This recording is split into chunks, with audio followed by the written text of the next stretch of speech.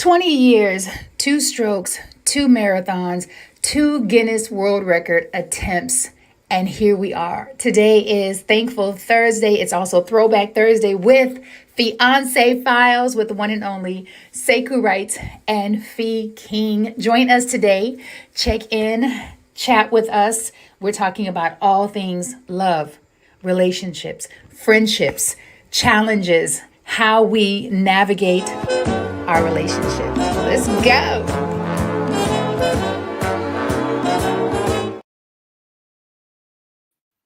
Okay, there we go. There we go.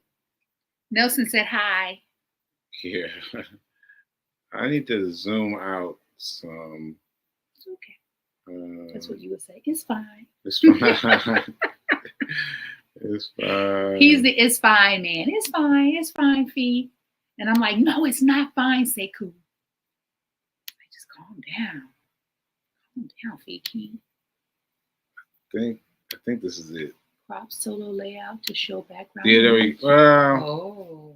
Yeah, a little bit. A little bit. It'll do. Welcome do. to Fiance Files with him. Sekou Wrights. And me, Fee King. And welcome. and we are here on What's up, brother? The Black Empowerment. What's up, Ben? What's up, Ben? Appreciate you being here. So what we're going to talk about today. Well, wait a minute. Let me do the intros. So give thanks to New Thought Media Network for allowing me to grow, to grow. And I also want to thank Fee for allowing this show to grow and grow and grow. Thank you. And yeah, and now we're going to get into it. All right. So real conversations. We have real conversations on Fiance Files, on Get Rich 101, on the Fee King Show, because we are real people. Yeah. By the way, I'm actually on hold on a call, so I may need to slip out because it's important. It's important. It's fine. It's fine. We're not on Facebook, and I know you love to say it's fine. That's fine. It's not fine. Let me tell you why it's not fine, babe. No, let's just let it go. But this is where our audience is. It's all right. So it's all right. It's all right. People are watching. So let's go on with the show. So what I wanted to talk about right off the bat is that you were talking yesterday about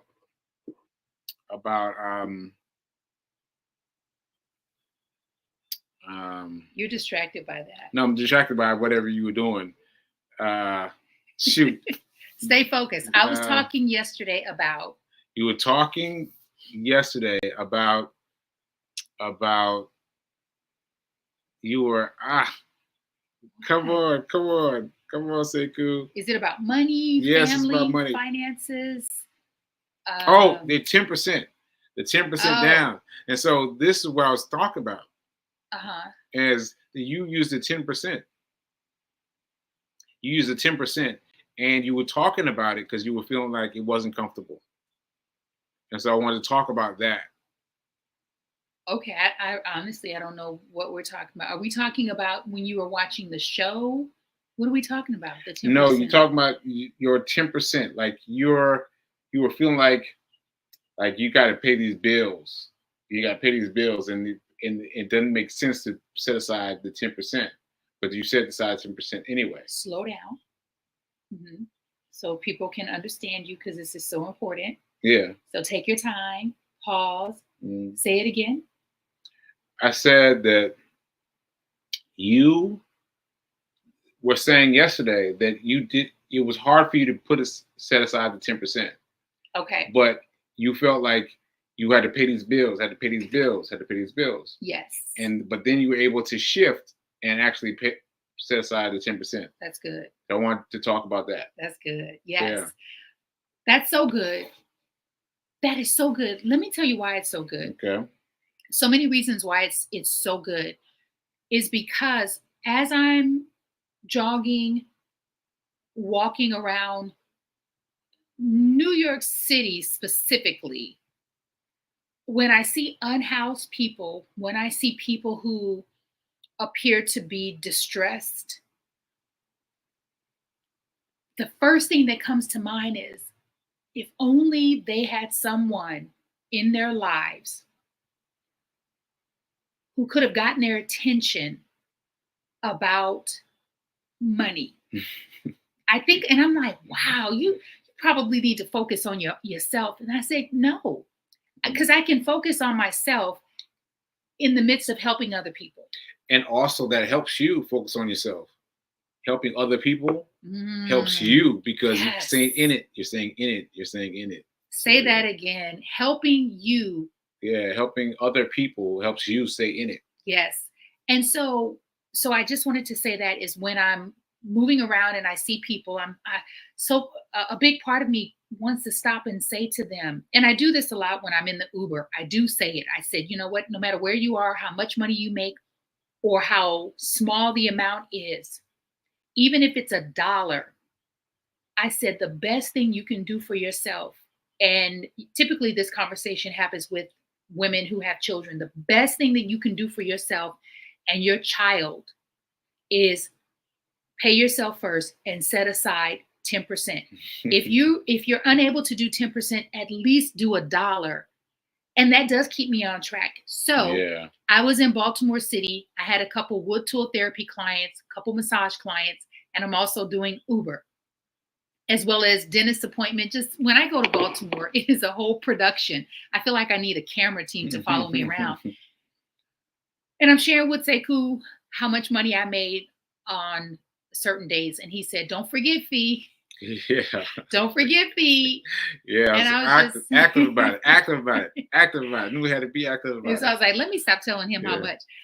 But it kept me on track. And even though paying my bills are supremely important, paying yourself ought to be more important. It ought to be. It ought to and be. And I know it's challenging. It's hard, though. It's hard. It's so important, though, because we have not been conditioned to put ourselves first in so many areas of our lives. We have just not been conditioned to do that. And so I did that. And I did that with my Charles Schwab account, which meant I needed to go and get a cashier's check. So there were, and sometimes when you have more than one step, that can throw you off and distract you because you're like, that's too many steps. Oh, that's going to take too much time. Oh, I got to drive. The nearest Charles Schwab from where I was, and I was all over the DMV, the nearest Charles Schwab was anywhere from 6 to 12 miles away. 6 to 12 miles. And let me tell you how the universe works and how spirit shows up and supports you. I literally was in Annapolis doing Uber, dropped off a passenger. I was en route to dropping off a passenger at this extraordinary mall, beautiful mall. And I just looked ahead because I'm at a light and I was like, what? I didn't even say anything. I turned the app off, dropped her off, because that's another thing. If I get another ride request, that's another excuse I couldn't get there because and then I said it's 8:30. They probably don't open until 9, which means I'm gonna need to wait 30 minutes. And I pulled up, and guess what time they open? The time. 8:30. 8:30. 8:30, right? That's so key because it's all these excuses that we put up in front of ourselves in between giving the 10%, saving the 10%, investing the 10%. Investing the 10%. Yeah. So I just want to make this clear because I say this a lot. I say, put the 10% away, put the 10% away. But you have to understand that I had to go through a period of hardship with it. And often, sometimes I slip. Sometimes I slip now. But I swear to you that putting aside that money, paying yourself first, and you heard it before. You heard it before. They heard it from you. They heard it from other people out there in the world. Everyone's talking about pay yourself first. Pay yourself first. I've heard it a billion times. I've never heard it. I've never heard someone say that to me until Sekou writes. I've heard churches say give your first 10, tithe, But I've never heard anyone say pay you first. You never heard that? Never. Well, I don't know. And I've heard been it a lot. working. I've heard it a lot. I've been working since Yeah. the age of 12. Wow. And not one employer, not one human resources person, not my mother. Wow. Not one person ever said, oh, by the way, when you get your first check, pay you first. Like, okay, well, let me pause right there, because what you just did was you were someone friendly giving you good advice, right? Let me give you advice about 10%, but I'm talking about people just saying it off the wheel, like, yeah, save 10%, like this easy. No, not save 10%. Pay yourself first.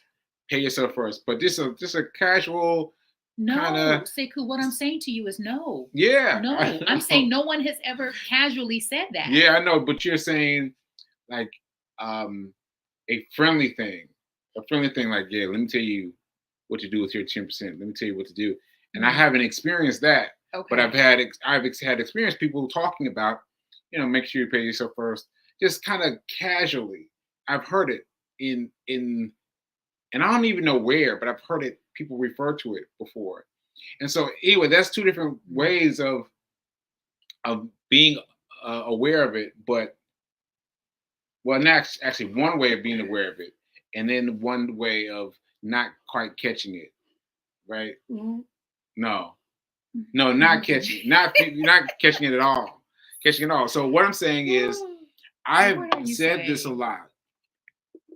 I've said this a lot, and I've said it, but what I mean is that I've had to go through my period of hardship with it, because remember, I had a $200,000 per year salary, and then I wasn't saving anything. But then I went down to DoorDash, and I was like, this is gonna make it's not gonna make any money. It's not gonna make any difference. Me paying myself first is not gonna make any difference. And I had to fight until I will finally set aside 10% off the top. Now, like that's like $10 off of $100. Well, $100, 10% of that is $10. Yes. And I'll be like, oh man, I'm gonna need that $10. I'm gonna need that $10. We always think we're gonna need it. I'm gonna need that $10. Yeah. And then I put it away, put it aside, and then I focused on the money I had, the 90 that I had, and it took care of everything. And this was a guy during this time. And I hope that when we teach our upcoming seminar, yes, which is, by the way, shameless plug, right. Getting fit, physically and fiscally fit, right, so that you and us and all of us can go into 2025 in the red. Like, I want you to imagine what it's going to feel like, because you do the work, to go into the new year physically fit and fiscally fit, knowing more than you do now. Oh, there we go. So we want you to become with us a baddie. It's really a bad bloop at being physically and fiscally fit. And so this was a man during the time. I was saying, I hope that you share the story of that $200,000 a year job in our course, in the challenge. I hope that you do that. Sure. Because I know that I've heard it, but I feel like I need to hear it again. Like, how did you go from $200,000 a year? Let me say it again for my ladies in the back row, because y'all know y'all want to know. How did he go from $200,000 a year to doing DoorDash? Oh. Right? And so DoorDash during the pandemic. During the pandemic, so I had no way to make money. Yeah. So when we launched this challenge, Sekou definitely will be dropping a lot more knowledge in that. What I want to say, though, is this is a guy during that time. Let me repeat. He was earning $200,000 a year, from that to DoorDash. However, during that time, he took $1. He took $1 and invested it in AMC stocks, yes, which was tanking because there was the rumor that the theaters were going to close because it's COVID. Yes. He took $1 and was able to invest it and turn $1 into $1,200. Yes. During the time of COVID and during the time he was doing DoorDash. Yes. So the time when people were all upset about losing money, and I was making money. Yes. During that time. And so, look what just popped up. Charles Schwab. Oh yeah. Did you see that? I didn't oh see my it. goodness. Okay. When I was in, so I decided to do Uber Eats in New Jersey because I want to continue to be able to pay myself first. And so it's important that I continue to keep my eye on the prize of 7 streams of income. And so I said, well, let me just see what I can do with Uber Eats in New Jersey. I personally don't enjoy doing Uber Eats. I said, but I enjoy meeting people. I enjoy seeing the architecture, different areas, and let me see if it's going to be profitable. And it wasn't. It was not what I needed it to be. And do you know, when we got back, Sekou did it with me, by the way. Sekou did the whole time, y'all. I was just like, aren't you ready for me to take you to the train station? Don't you want me? Aren't you tired? I was like, oh. I'm chilling. Because I felt like he was getting bored. Nah, I was cool. The amount of money I made is not even worth mentioning. However, when I got home, I said, you are going to take 10% of this and transfer it into Charles Schwab. And I'll be honest, you can do a thing even though you don't want to. You can do a thing even if it doesn't bring you instant pleasure and gratification. Because we live in a society where I don't want to do it if it's not pleasing to me. I don't want to eat it if it doesn't taste good. Nothing about taking 10% of that small amount of money that I made me feel good, except for thinking about the long-term result. Yes. And you have a long-term result for me, because I went to Charles Schwab and he gave us all kinds of ideas. And we were like, what? What? Yes. So this is Chris Bygraves, who works at local branch of Charles Schwab. Yes. And was able to hook things up. And so now she's got a very clear goal of turning that money into something that will grow. And I want people to understand, I want you to understand that you can grow from where you are. Yes. You can grow from where you are. Let me just remind people, I was making $200,000 a year. Like, I'm making money now, and I blew all of it. And yet I started saving the money when the pandemic came. That's when I started saving. And that's how I put my money together from there. Yeah. So for me, let me ask you, Sekou, why is it so important for you right now to get yourself financially from where you are to where you want to be? Why is that? Why is there a sense of urgency on that for you? Yeah, because of the pandemic. No, I'm sorry. Because of the stroke.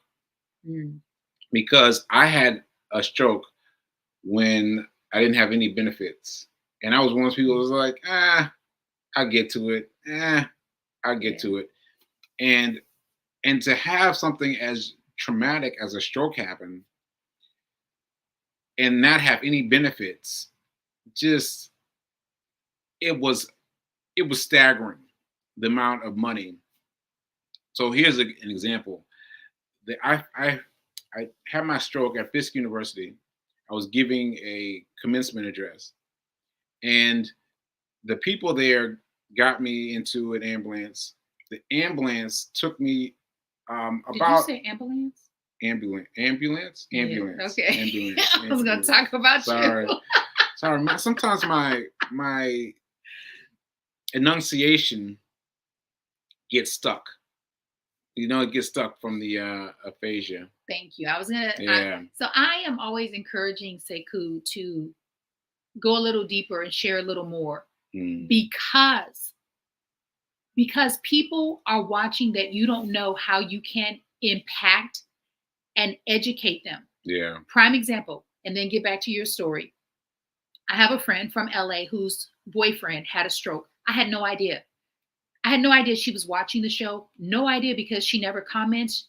she messaged me on Instagram about 2 months ago and shared with me, Fee, I've been watching you and your fiance, and I know he had a stroke. My partner just had a stroke, and she has a host of questions for me. So it's so important that we share more about his stroke, why he had a stroke, what his current symptoms are, because you all get to see him for really a soundbite. This is 30 Yeah, minutes. really. Yeah. You don't know. You don't know. You don't know how it is the rest of the 23 and a half Yeah, hours, it's a lot. 23.5 hours of Yeah. what he's Yeah, experiencing. for real. So that's why I pause. He still suffers from aphasia. Aphasia is a speech, language, and memory disorder as a result of the stroke. It affects his short-term memory more than his long-term memory. All right. So thank you so much, Fatima, for sharing. And please share it with the men. Share this with the men because they need to know, and share it with the women so that we can empower our men. Okay, so go ahead. Okay. Sorry. So I have aphasia. That's what she's saying. Yes. And pushing past that, I was saying that the ambulance picked me up at Fisk University and took me a little over a mile, a little over a mile from where I was picked up to where I was dropped off.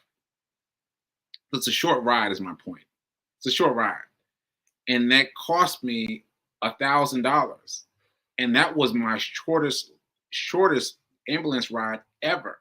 I mean, I took many ambulance rides since then, and they've all been longer, and so they've all been much more than $1,000. And just factoring that in without having benefits, it's like, here you go, where's my $1,000? Like, what? It's like really traumatic, and so I had to think about money. I didn't realize this, but I had to think about money in a different kind of way. And so I've been thinking about money in a much more focused, driven way. And I've learned some things that, I mean, that have been staggering. I mean, just the fact that I can get a financial advisor right now, and have it change my life right now. Yes. Is amazing. And it's because you started from where you are. A lot of times people think, including myself in the past, oh, as soon as I make more money, as soon as I get more clients, as soon as then I will. No, you get to do it right now. Right. Here's an example. And I'm so passionate about this as well, because Sekou he's not giving you the real. Here's the real. Prior to his stroke, he had just begun going down the rabbit hole of money, investing, stocks, cryptocurrency. You had me buying, what was it on Cash App? What did you have me buying? Cash App. Wow, Cash App. Once again, I didn't know what I was doing. You don't have to know what you're doing. You don't have to know what you're doing to make money. You can just do it with whatever. Sorry. Anyway, so I think I had you. I don't even remember. It was something specific that I was purchasing through Cash App. So yeah, it was about to split. Yeah. And that was the day, actually, the day that I spent the most amount of money, the day that I made my biggest investment. Let me reframe. The day that I made my biggest investment, which was Google stock, was the day that he had his stroke, July 14th, 2022. Yeah. What Sekou is not sharing with you is he was doing this work prior to his stroke, but because of his stroke, and I like to say that his stroke was a blessing in disguise, because his stroke created a bigger sense of urgency for him to not only learn about money, but learn about it in a way where he can share and empower other people. And so he's not new to this. He's true to this. And let me just point out, though, that I had amnesia. I had full amnesia. So I did not remember anything regarding to money. I didn't remember that I had a Charles Schwab account. I didn't remember that I had this money. Stocks. Like, I didn't know anything. And I'm just sitting around. I'm watching my show. Watching my show. I was like, I have a show? What? I was listening to my show, and I kept giving myself advice. giving myself advice, and I was like, nah, I'm not doing that. I'm not doing that. Like, that's crazy talk. Yeah, that was crazy talk to me. And then it slowly dawned on me, hey, maybe I've done this before. And I looked at my phone, I was like, oh my goodness. And I had to figure out how to get into it because I forgot all the passwords. So yeah, it was really an interesting procedure to go through it like that. But it made me value it so much more. It made me value so much more because I was like, wow, this is great that I've got this thing. I've got these these little, I don't know what to call People them. make up a word. Yeah. Like, yeah. you're gonna say these pigeons. Speaking of, did you upload that photo that I sent you? Oh you yeah. just said a keyword. Yeah. So he just said these pigeons. Yeah. And this morning I wanted to share this image. And I know you can't see it here. I'll share it on my my Facebook page. This photo is so important because it symbolizes that nothing is constant. Things are always changing. Things are always changing. Sometimes you look at a job or a position, a situation in life as something being stable. You know, I can count on that. And that's not true. Everything is changing. Just last week, there was not a big pigeon in the Highland. Do you remember what was there? No. It was this beautiful pink, bright pink, like my Sephora birthday pink lipstick, thanks to Miss Fatima West. It was that bright pink tree with limbs. It was gorgeous. Yeah, I remember that. And it's been changed into this pigeon. And the details in this pigeon that this artist, the details are so precise. It's beautiful. I will share it.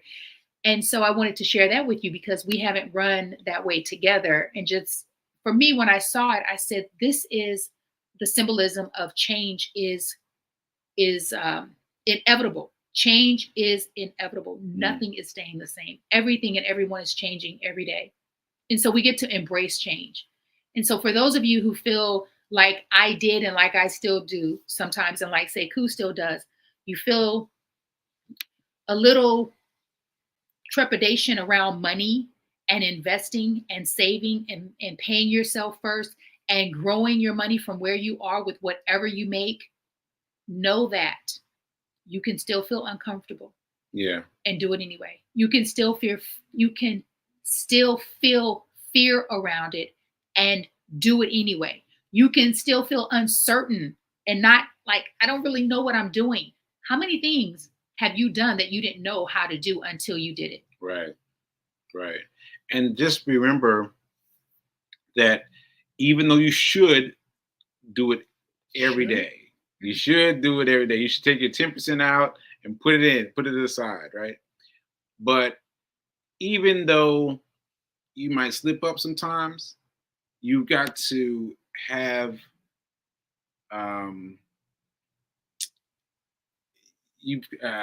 maybe discipline. You have to continue to work your discipline muscle. It's not, not having discipline. Like, even though you might not have discipline, if you put aside the 10% once, I guarantee you're gonna look back and see how much it's grown, and you're gonna be like, "What?" Then put some more in there. All right. So, thank you, Bitcoin. Thank you, Sanji. It was Bitcoin he had me buying on Cash App during COVID. Thank you so much, Sanji. Allen, she said Baptist fingers. Girl, I don't know what that means, but let me know. Good morning. I'm late and listening. Oh, yay. Listening from Houston, Texas in the house. She's from Omaha, Nebraska. ONE. Yes, there are Black people in Omaha. Our time is up. Our time is up. Our time is up. We love you, Rev Melissa. Yeah, we love you. So catch Rev Melissa's show today at 10:30 a.m. 10:30 p.m., right? A.m. 10:30 a.m. No, for the moon. But I'm talking about her show. 10:30 a.m. No, she doesn't do the show. She doesn't do the show. She's doing the show? I don't know. She has a show, and then we're doing the full moon ceremony tonight. And let me tell you, the full moon ceremony, it is, when I say important, it is so important. Don't take my word for it. Show up participate, Yeah. get involved. Yep. We do an incredible journal exercise. We meditate and we learn about the powers of the moon. But more importantly, we get reminded of how powerful we are Right. during the full moon. Okay. And I know we're long overdue now, but I'm just going to say that for me, meditation with the moon is always little like this. Like my mind, the aphasia, everything that's going on in my mind, make it like it doesn't hold very long. But I find that even through that, my mind still carries something through. I'm like, wow, how did I get this? How did this kernel come out? And I was like, wow. So I gotta do the meditation moon every time. Every time. We'll be there tonight, 8:30 p.m. Eastern Standard Time. Yeah. All right, y'all. We'll see you later.